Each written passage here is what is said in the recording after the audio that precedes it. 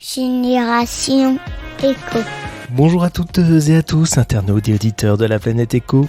Nous allons parler événementiel aujourd'hui, mais pas n'importe lequel. Un événement autour de l'écologie et de l'environnement, à savoir la COP3 étudiante.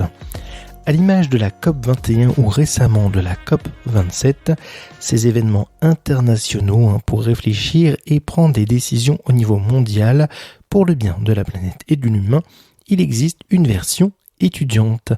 Les 17, 18 et 19 mars aura lieu la COP3 étudiante à Angers. Pour en parler, j'ai reçu à mon micro le président de l'association organisatrice de l'événement, Mathieu Lemarec. Une interview réalisée lors de son passage dans mon émission Les Voix de l'Écho sur les antennes de Radio G. Cet épisode est un condensé de cette émission. Bonne écoute. Donc il y a eu la COP 1 dont le thème était Agir aujourd'hui, préserver demain, puis la COP 2 sur le thème de accélérer la transition écologique de l'enseignement supérieur. Nous avons donc la COP 3 qui s'organise mi-mars 2023 à Angers. Avant de nous dire ce qu'est la COP 3, quel est le thème principal de cette année, Mathieu Lemarec ? Ce sera le thème de la ville durable, parce qu'après la COP 1 étudiante qui était concentrée sur l'étudiant, la COP 2 qui, elle, a élargi le spectre au campus, nous, on continue d'élargir le spectre et d'aller sur l'échelle de la ville durable. D'accord, et donc, en 3 mots, la COP 3 étudiante, c'est quoi ?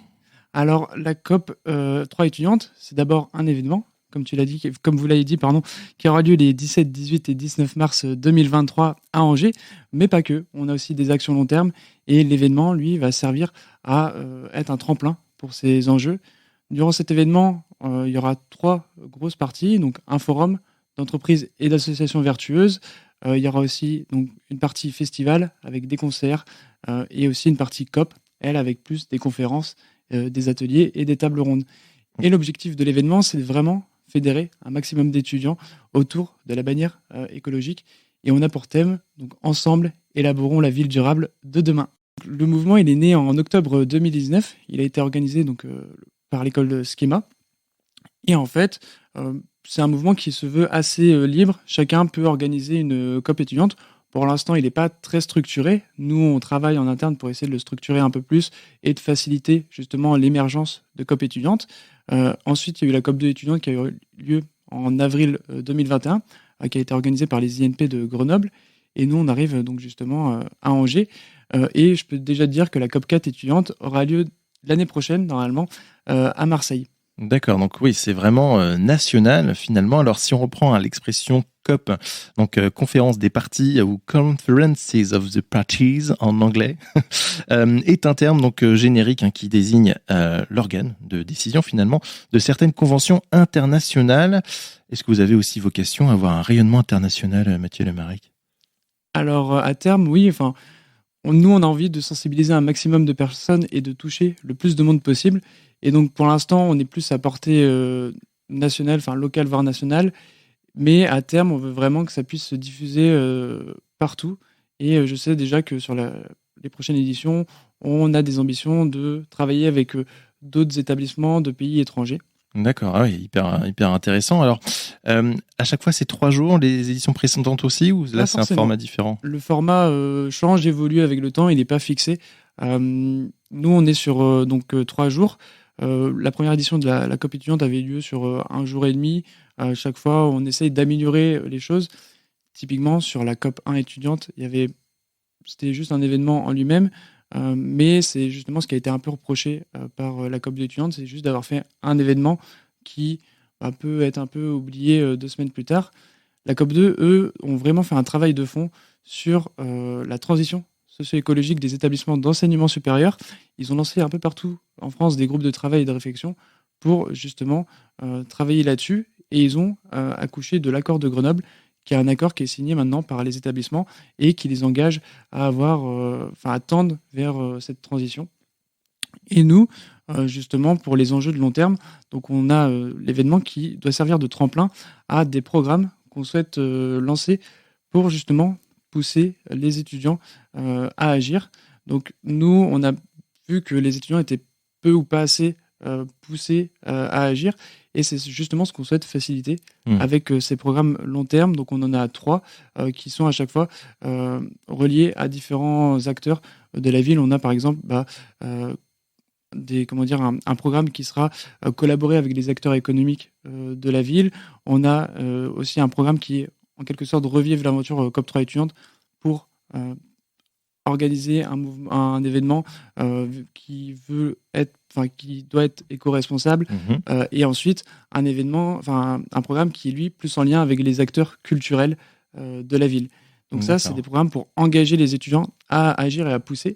Parce que nous, ce qu'on a vu justement, c'est que il y avait beaucoup d'étudiants, à peu près 85%, qui se disent inquiets, voire angoissés par le dérèglement climatique, mais dans les faits, on a une étude du Crédoc qui montre que nos comportements sont assez consuméristes, nous les jeunes, et c'est justement ce paradoxe qu'on essaye de résoudre. Et nous, c'est notre raison d'être à la COP3 étudiante, c'est de montrer à toutes et tous qu'on a les moyens d'agir pour faire changer les choses, que ce soit en tant que consommateur, en tant qu'électeur ou électrice, ou en tant que membre d'organisation, en entreprise ou en association.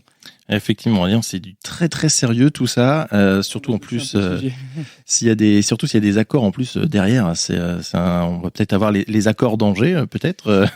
Alors attention au jeu de mots avec le mot danger, mais en tout cas, on y travaille, on est en discussion avec pas mal d'acteurs, que ce soit avec bien évidemment la ville d'Angers, mais pas que, France Université, la Convention des grandes écoles.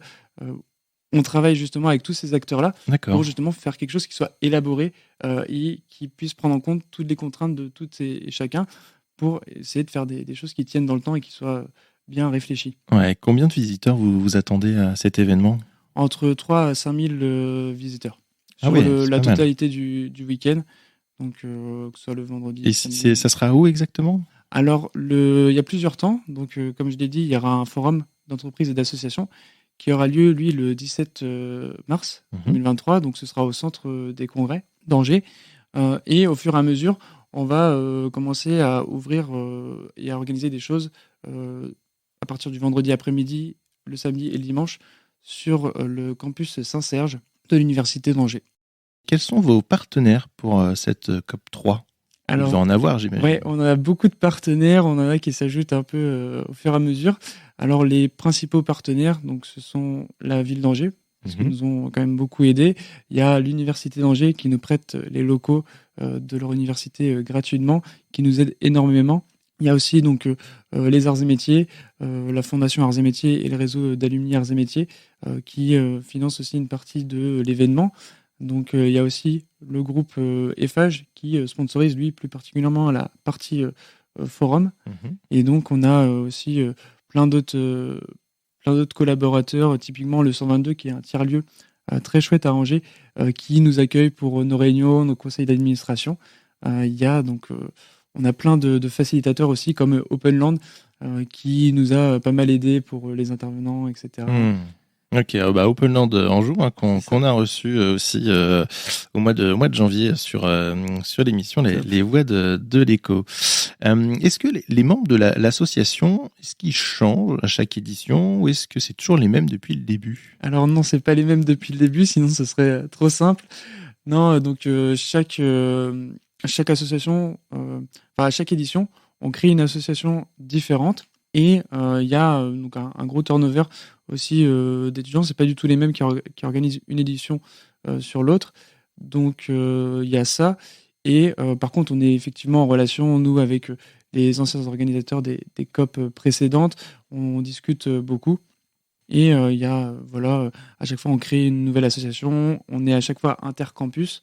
Donc, c'est-à-dire qu'il y a des étudiants, par exemple, des arts et métiers à Angers. Il y a aussi des membres qui viennent de l'UCO, de l'ESEO, de l'ESSEP, etc. Donc, on essaye de nous aussi de fédérer un maximum et de décloisonner un peu les réflexions, justement, en ouvrant l'organisation au plus d'étudiants possible. D'accord, donc ça veut dire qu'à chaque COP, il y a une association qui est créée finalement localement pour la création donc, de l'événement. D'accord. C'est ça. Et alors, ça veut dire que vous faites aussi d'autres choses, ou vous avez prévu de faire autre chose que cette COP ? Parce que quand on monte une asso, généralement, c'est pour essayer de faire plein de choses. C'est ça. Typiquement, la COP2 étudiante, donc eux ont organisé l'événement COP2 étudiante. Et ensuite, ils ont donc mis en place l'accord de Grenoble. Et donc, ils ont transformé l'association qui est maintenant la CTES, la Convention pour je ne sais plus, mais c'est la consultation pour la transition de l'enseignement supérieur. Je crois que c'était convention. Ok.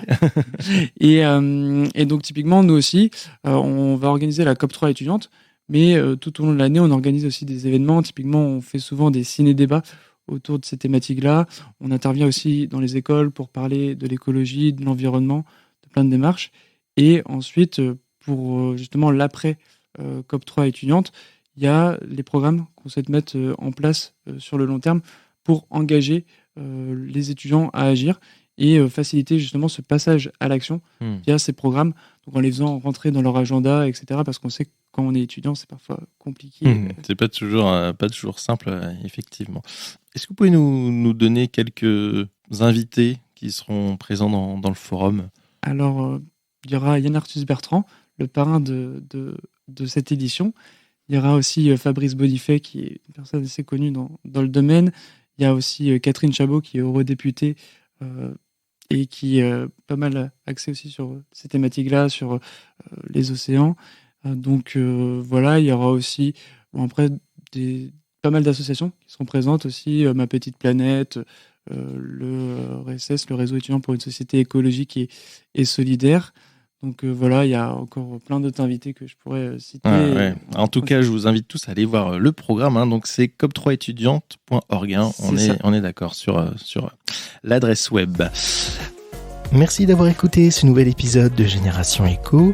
Merci pour vos partages et commentaires. Vous pouvez écouter l'intégralité de l'émission Les Voix de l'écho, dont sont extraits les passages de cet épisode sur le site studiogreen.fr, rubrique Les Voix de l'écho. Merci à tous et à bientôt à l'écoute de Génération Éco.